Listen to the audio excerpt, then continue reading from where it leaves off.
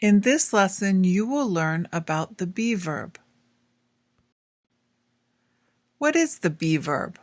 Well, be is a verb to start with. Remember, a verb is an action word like cook, laugh, drink, and dance.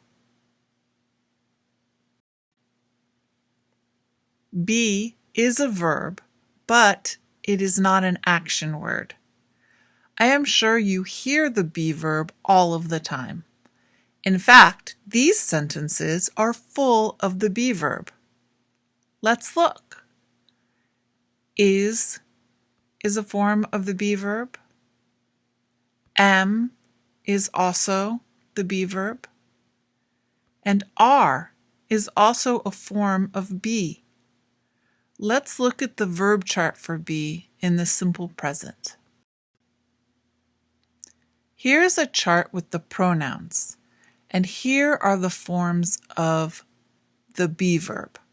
I am, you are, he is, she is, it is, we are, you are, and they are.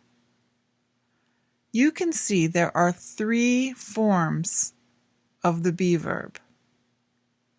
Other verbs only have 2 forms, but be is always different. You can see that be is strange because none of these forms look like be. There's no letter B in any of them. Also notice that the plural forms are all the same word. When do we use the be verb? Let's look at this sentence. Mark drinks water. Mark is the subject of the sentence. The subject does the action. Drinks is the action. Drinks is the verb in this sentence. Mark is the subject because he drinks. Okay, now let's look at this sentence. The water is cold. What is the subject? Water, right? So water is the subject, and what does water do? What action does water do? Nothing. Water doesn't do anything in this sentence. Water just is. This is when we use the be verb in English. We need a verb, but there is no action, so we use the be verb to connect the subject to the rest of the sentence. The water is cold. Is the verb, and we use the be verb to connect to the adjective cold. We need a verb. Let's look at some examples. Kate is a scientist. Kate is in a laboratory. Kate is smart. In the first sentence, Kate is the subject.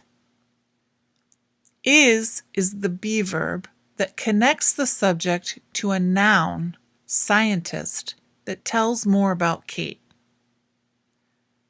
In the second sentence, Kate is the subject. Is the form of the be verb that connects Kate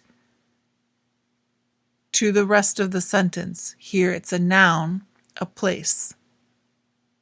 In the third sentence, again, Kate is the subject.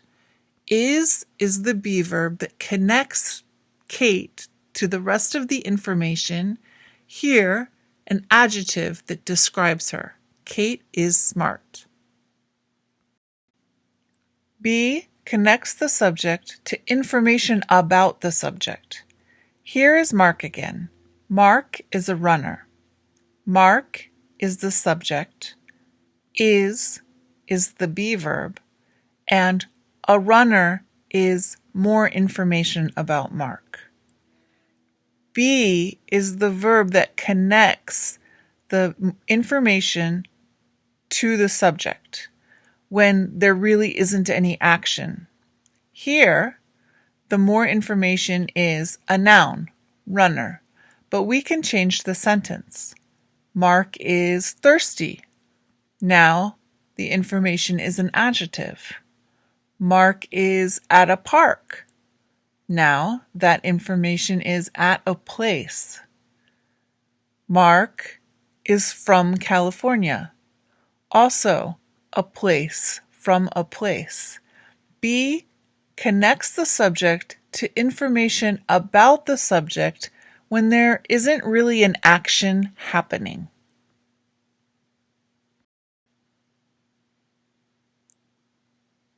If you say to me, "My friend Diana, an engineer," I understand more or less what you're saying, but the grammar is incorrect. We need the be verb to connect the subject to the noun engineer. My friend Diana is an engineer. We need the be verb for the sentence to be correct. If you say, "These strawberries very sweet," I understand, but the grammar is incorrect. There is no verb in this sentence, and every sentence needs a verb. So we use the be verb. The strawberries are sweet. And here, are is the be verb that connects the strawberries to the adjective sweet. In some languages, you can say, "Frank in the kitchen," and everybody understands. But in English, this doesn't work. We say, "Frank is in the kitchen," because we need that be verb.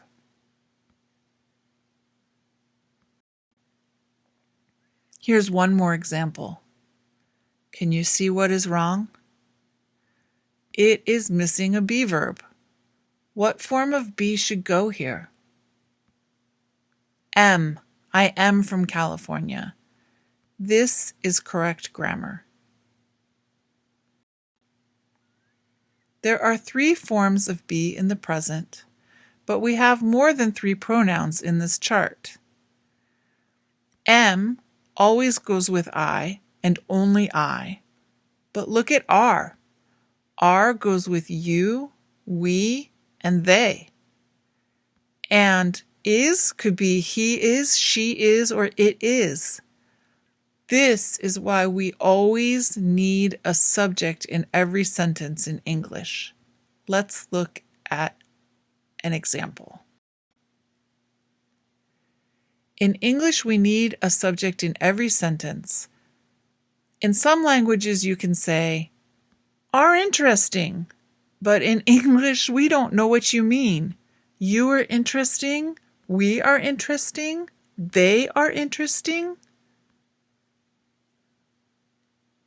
Since there are only 3 forms of be, we need to include a subject in every sentence.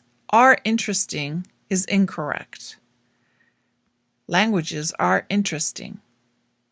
Okay, let's look at one more thing about the verb be.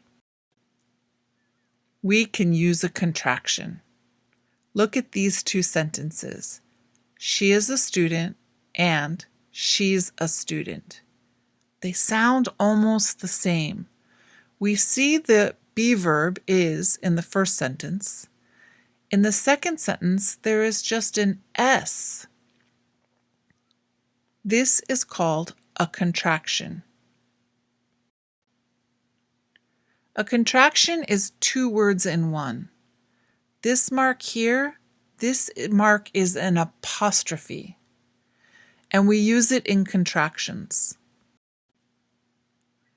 Combine the pronoun and be to make a contraction. Let's do it. Look at I am. So in I am, we drop the A, we move the M a little closer, and we add an apostrophe. I'm. You are. Again, we drop the A here, we push it a little closer, and we add an apostrophe. Your. He is, she is, it is follow the same pattern. So drop the I, move the S closer to make one word, and put in the apostrophe.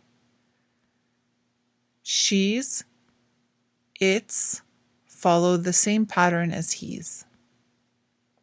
We are changes to we're, you are changes to your, and they are changes to their.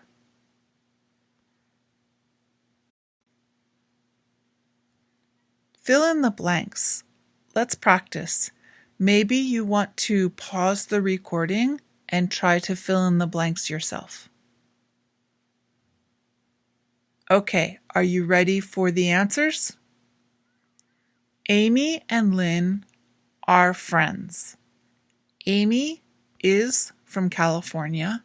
Lynn is from Colorado. Amy and Lynn are college students. In this photo, they are happy because they are on a camping trip together.